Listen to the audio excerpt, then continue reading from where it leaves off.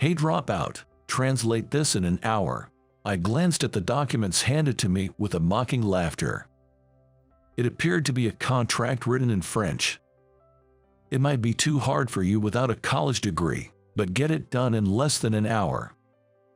Behind those mocking words, I could sense the intent of ridicule, thinking I'd probably fail, and wondering how they could make fun of me if I did.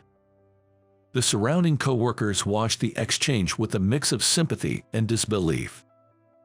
Reading such a document would take less than 3 seconds. As I quickly scanned the content, I was taken aback, because it detailed an unbelievable deal.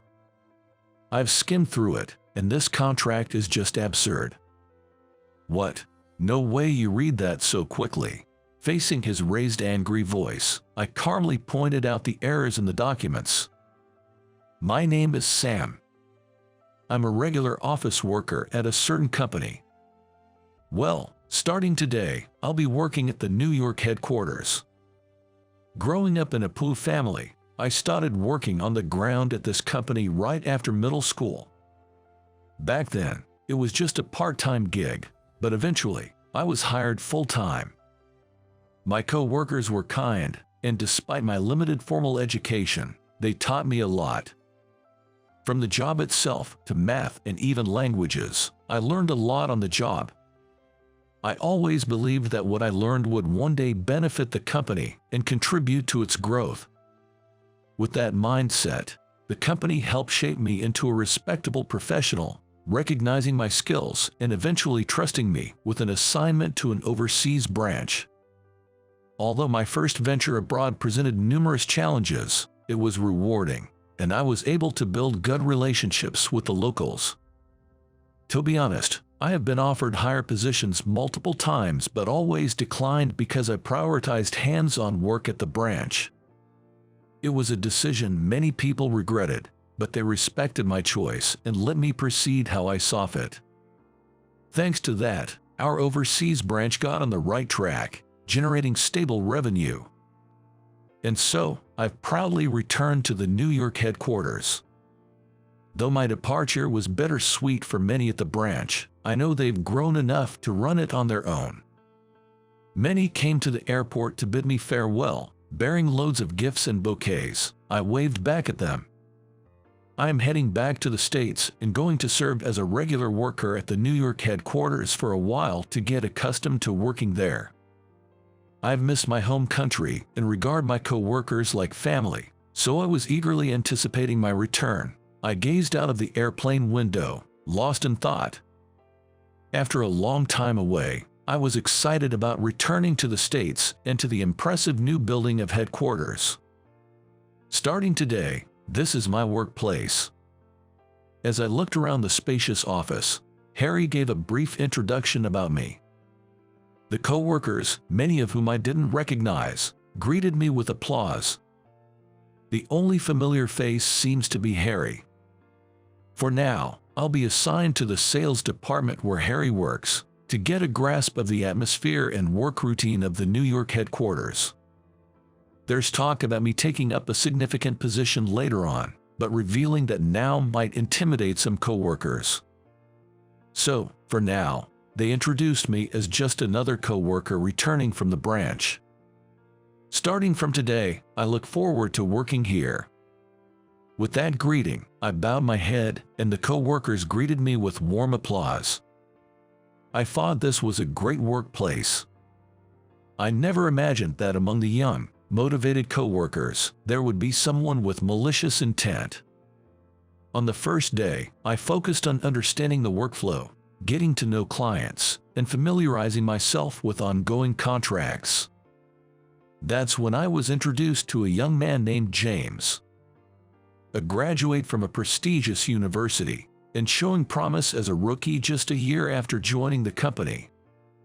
Nodding in agreement with Harry's words that we both have something to learn from each other, I introduced myself. I'm Sam. Nice to meet you. As I extended my hand for a handshake, after a quick glance, James introduced himself in a somewhat irritated tone. I'm James. Regardless, I was now set to work with James. Thinking back, there was a sense of discomfort from the beginning. Sam, right. Keep it in your mind that I'm the senior here, after all. Oh, understood. The moment the department had left, his tone and attitude turned curt. However, I figured for a young and talented guy like him, mentoring a middle-aged man sent over from a branch office must seem like a tedious task, so I decided not to let it bother me. Perhaps I shouldn't have been so accepting of his demeanor. For about the first week, I was able to learn the nature of the job by observing James at work. Since he didn't give me any explicit directions, I assumed it was a learn-by-watching kind of situation. But it seems I was mistaken. You're just sitting next to me, collecting a paycheck. Aren't you a little old to be doing that? That day, out of the blue, he dropped that comment, and I was taken aback. I have been diligently taking notes while watching James work, ensuring I understood the workflow. I made it a point to remember all our clients and contract details and was already strategizing about future dealings, but to him, it seemed like I was slacking off. Before I could even explain the misunderstanding, James turned to chat with a passing female coworker. "Where's that coffee going?" "It's for Harriet's office. He has a visitor." From the female coworker who responded, James quickly took the tray from her. Without even glancing at her puzzled expression, he turned to me and said, "You're just hanging around today too, aren't you? Do this simple task." I carefully took the tray, making sure not to spill the coffee. But it's okay. Let's get the guy who's been doing nothing all week to do some work." "All right, please take it to the reception room then." The female coworker, looking troubled, gave a slight bow and James said, "No need for that. Now, get moving," pushing me along with those words. Though I was confused, it was still a task I had been assigned. If I didn't hurry, I'd end up making the guests wait. Understood. Saying that, I carried the coffee to the reception room. From then on, his arrogant attitude only got worse. He blatantly looked down on me, hurling insults my way. I wondered what I had done to upset him. I couldn't recall doing anything to deserve such disdain, leaving me puzzled. Nevertheless, I'm currently in a position to learn under him at work. I had no choice but to endure it. "Hey, old man, copy this for me. We need it for the meeting, so make sure you get enough copies for all the members." A stack of papers was thrown carelessly at me. As I bent down to pick up the papers I had dropped, I could hear James's mocking voice. Typical old man, so useless. With just those words, he returned to his desk without another glance in my direction. A sympathetic coworker tried to help me, but after getting a sharp look from James, he just said, "Sorry," with a regretful look on his face. "Don't worry about it, it's my job," I replied to the kind coworker while gathering the documents. Afterwards, I made copies for everyone, secured them with paper clips, and made my way to the conference room. "You're late." The moment I entered, I was met with a shout. I thought there was still time before the meeting began. Confused, I distributed the documents to the coworkers. The meeting time was moved up. A female coworker whispered to me. It seemed I hadn't been informed of the change in schedule. Feeling like a small act of malice had pierced my heart, I took my seat. "Why are you sitting? You're not part of this meeting, old man." James's sharp voice echoed throughout the conference room. "I'd like to understand about the new product," I responded, feeling the situation was completely unfair. At that, James visibly scowled. "We're telling you to leave because even if you listen, it won't be of any use." His disgruntled voice drew the attention of everyone in the room. Some looked annoyed, some pitied me, their glances hurt, and I decided that staying would only be a nuisance. "I understand. Excuse me." I quietly said that and left the conference room. Behind the door I had softly closed, I bit my lip with sadness and frustration. I had returned to the NY headquarters to work. Yet, they wouldn't let me do anything. Still, I'm not in a position to defy James right now. Harry told me to learn from him. I don't want to let him down. If I can't attend the meetings, all I can do is dive deep into the documents, research the details, and understand them. Throughout the hours-long meeting, I did what I could in my own way. The new product discussed in the meeting was set to be pitched to a major international company. James is at the center of this project. He's running around various places as if he's forgotten about my existence. Right now, I'm left behind in the office, sorting and processing the expense documents he told me to handle. Occasionally, there are receipts mixed in that shouldn't be processed as expenses, so I discreetly set them aside for later clarification. I plan to ask about the details later. However, for such a big project, I think James is making too many unilateral decisions. Each time he returns, he gives instructions to the coworkers, but he seems to be the only one who knows the detailed status of things. This way, things that need to be done or networking when he's not around can't be done. I believe the product is being manufactured in a factory, but has he checked on its operation status? Looking around, many coworkers seem unsure about what to do next, their hands idle. What should I do? While I'm pondering this, James returns. His face is flushed, filled with elation. Walking back with great pride, he approaches me with a smug look on his face. "Hey, old dropout, translate this in an hour." I glanced at the documents handed to me with a mocking laughter. It appeared to be a contract written in French. "It might be too hard for you without a college degree, but get it done in less than an hour." I called out to James as he was about to walk away. "Hold on. This is a contract for a new product, right?" "Yeah, so what?" I responded to his scoffing remark. "I've skimmed through it, and this contract is just absurd." "What? No way you read that so quickly." Facing his raised angry voice, I calmly pointed out the errors in the documents. First, the amount listed here is off. The contract itself is simple enough that anyone could read it in a few seconds. I began by reading out the contract quickly. Not just James, but the other co-workers also looked at me in surprise. "The wording seems fine, but this is in Euro notation."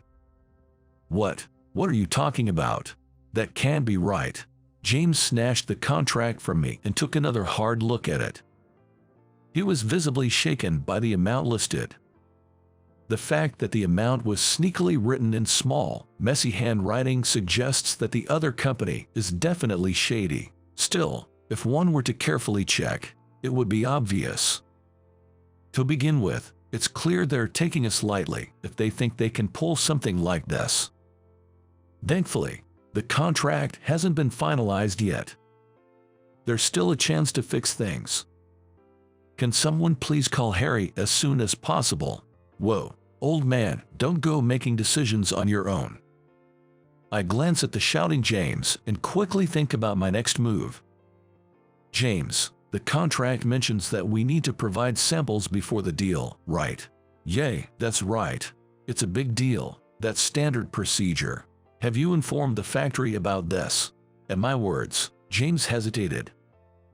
Most likely, the factory wasn't informed about the sample provision. "Come on, even without saying, we surely have some samples ready, don't we? We can't be sure of how many surplus units we have without checking with the factory." I immediately make a call to the factory. The workers there, surprised by the urgent call from the NY headquarters, promptly connect me to the factory manager, who fortunately was nearby. I quickly brief him on the current situation and check how many samples we can provide. Unfortunately, it wasn't enough to meet the numbers our client had specified.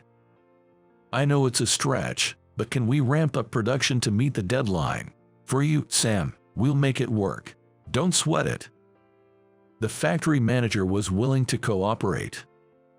I felt sorry, but it seemed like we would have to ask the workers for some overtime. Thank you, I really appreciate it. I sent my deepest gratitude to them. Sam, what on earth happened? Harry arrived, and James, pale-faced, pleaded with the director. Director, this guy, he messed with my contract. Everyone present knew that James was the one who initially brought the contract. He probably wasn't aware of the nonsense he was spouting. However, it was clear he was trying to pin his mistake on me. This realization made me profoundly sad. Harry, there were discrepancies in the contract. Here's the translated version. Upon reading the document I handed over, his face changed. If we went through with this deal, our company would suffer immense losses. We haven't finalized the deal yet. I'll contact the client. What do you think you're doing? It's my contract. I'll make the call. James, keep quiet for a moment. Harry sternly interrupted James. Sam, can I trust you with this? Of course, you can. Harry's words, filled with trust, made me nod in agreement. I immediately contacted the client. As I began conversing fluently in French, everyone in the office stared at me in surprise. However, I couldn't be concerned with that now. Time was of the essence. I've secured an appointment. I'll head over to their office right away. I'll accompany you. We quickly tidied ourselves up and began preparations to head to the client's office. If that's the case, I'll go too. James tried to persist, but Harry gave him a cold stare. Do you even comprehend the gravity of what you've done? James was at a loss for words, and I said nothing. Now was not the time for that. Leaving a visibly exhausted James behind, we left the office. As a result, we successfully negotiated with the client and managed to make a deal that satisfied both parties. At first, they seemed to look down on us, but when I began speaking in their language, they quickly changed their attitude and engaged in a balanced conversation. It seems they never intended to act so unscrupulously from the beginning. They realized there was an oversight in the contract and mentioned how relieved they were that a competent representative came to rectify it. Apparently, James's French was hard to understand and, to make matters worse, rather self-absorbed. While we do conduct our transactions in English, it's not their native language. That's precisely why one must be cautious with pronunciation and word choice. James's way of speaking lacked sincerity. This, combined with other issues, frustrated them, and they thought of slightly intimidating us. They didn't expect us to take such a contract seriously and actually consider it. At the same time, they had intended to sever ties with any company willing to finalize such an agreement carelessly. Our newbie, James, was rude, but you guys were also out of line. Upon hearing this, the executives from the client side gave a wry smile and apologized for testing us. Moving forward, I believe we can engage in mutually beneficial transactions. After that, we shook hands, had a friendly chat, and then returned to the New York headquarters. I returned to the New York headquarters and entered the office, which was still buzzing with unease. Soon, flustered co-workers rushed over to me. The contract has been amended to the appropriate amount and will provide the sample products as promised, I informed them. Upon sharing that the director and I had renegotiated the deal, ensuring a positive business relationship in the future, the co-workers collectively sighed in relief and celebrated the good news. Amidst the jubilation, a young man stood alone, glaring at me. It was James. What the hell, man? You stole my thunder. Cold stares surrounded the yelling James. James, do you realize how much trouble you've caused everyone this time?